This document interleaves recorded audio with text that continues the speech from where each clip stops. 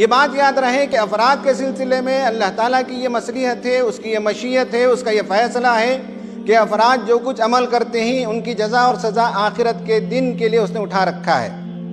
یہاں بروں کو بروں کی سزا نہیں ملتی، یہاں اچھوں کو ان کی اچھائی کی جزا نہیں ملتی، لیکن قوموں کے سلسلے میں اس کا فیصلہ دوسرا ہے۔ قوموں کا حساب کتاب یہیں مکمل کر دیا جاتا ہے، قوموں کا محاسبہ اسی دنیا میں ہوتا ہے، آخرت کے لیے اٹھا کر نہیں رکھا جاتا۔ قوموں کو آخرت میں کھڑے ہو کر حساب نہیں دینا ہے، اسی دنیا میں ان کا حساب کتاب چکتا کر دیا جاتا ہے۔ یہ اللہ تعالیٰ کی سنت ہے۔ قوموں کو زوال کیوں ہوتا ہے؟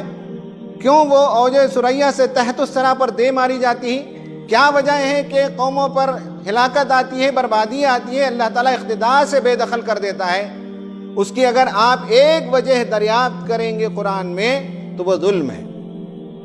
جب بھی کسی قوم سے، کسی گروہ سے، برسر اقتدار پارٹی کی طرف سے ظلم ہونے لگتا ہے، تب اللہ تعالیٰ اپنا فیصلہ لے آتا ہے، اور مان لینا چاہیے کہ جب ظلم کی انتہا ہو جاتی ہے تو ان کے آخری ایام آ چکے، اور اللہ تعالیٰ ان کو لازماً اتارتا ہے اور ان کی جگہ اللہ تعالیٰ دوسروں کو موقع دیتا ہے۔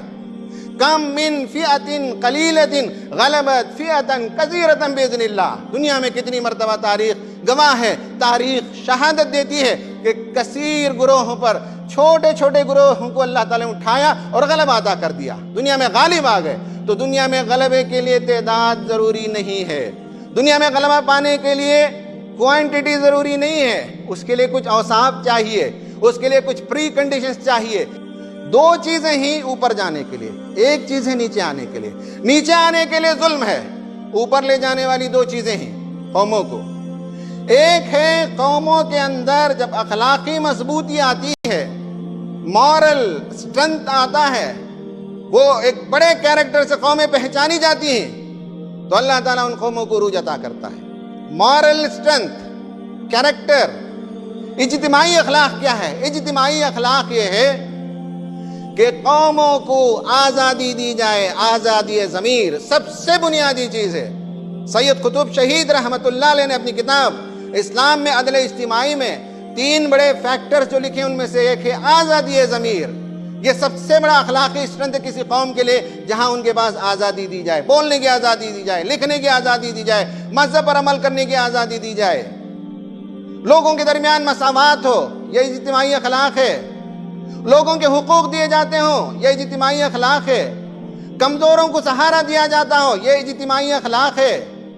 یہ جو اجتماعی اخلاق کسی قوم کے اندر پیدا ہو جائے، ہمت پیدا ہو جائے، عزم پیدا ہو جائے، حوصلہ پیدا ہو جائے، دنیا کی تعمیر نو کے لیے، کار جہاں بانی کے لیے کوئی قوم تیار ہو جاتی ہے، تو یہ اس کا وہ مورل اسٹرنتھ ہے جن کی بنیاد پر اللہ تعالیٰ قوموں کو عروج عطا کرتا ہے۔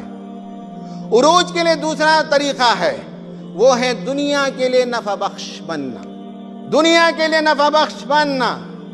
قرآن کہتا ہے فَأَمَّا الزَّبَدُ وَيَذْهَبُ جُفَاءً، جو کچرا ہے، جو جھاگ ہے، جو سیلاب کے اوپر آتا ہے، وہ اڑ جاتا ہے، وہ ختم ہو جاتا ہے۔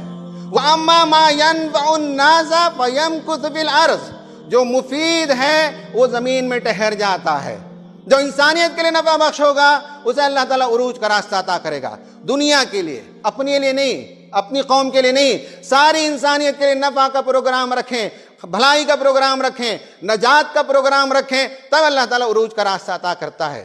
قصور ہمارا ہے کہ ہم محفوظ قلعوں میں بند تھے اور آرام کی سانس لیتے تھے، اور دنیا آگے چلی گئی، دنیا کی امامت کرنے کے بجائے ہم پیچھے اس لیے رہ گئے کہ ہم نے دنیا کو کچھ کنٹریبیوٹ نہیں کیا۔ امام شامل نے اپنے دوستوں کو ٹرین میں کہا کہ قصور ہمارا ہے کہ ہم زمانے کی قیادت نہیں کر سکے، کائنات کے راز کو دریافت نہیں کر سکے، سائنٹیفک انوینشنز نہیں کر سکے، دنیا کو ہم مفید کوئی چیز نہیں دے سکے۔ جو 1200 برس تک مسلمانوں نے کیا، زوال کے زمانے کی یہ داستان ہے کہ جب ہم کنٹریبیوٹ نہیں کر سکتے تو نیچے آتے ہیں، کنٹریبیوٹ کرتے ہیں تو اوپر جاتے ہیں، مورل اسٹرنتھ پیدا ہوتا ہے تو قوم اوپر جاتی ہے، ظلم کوئی گروہ کرتا ہے تو اسے نیچے آنے کا وقت ہوتا ہے۔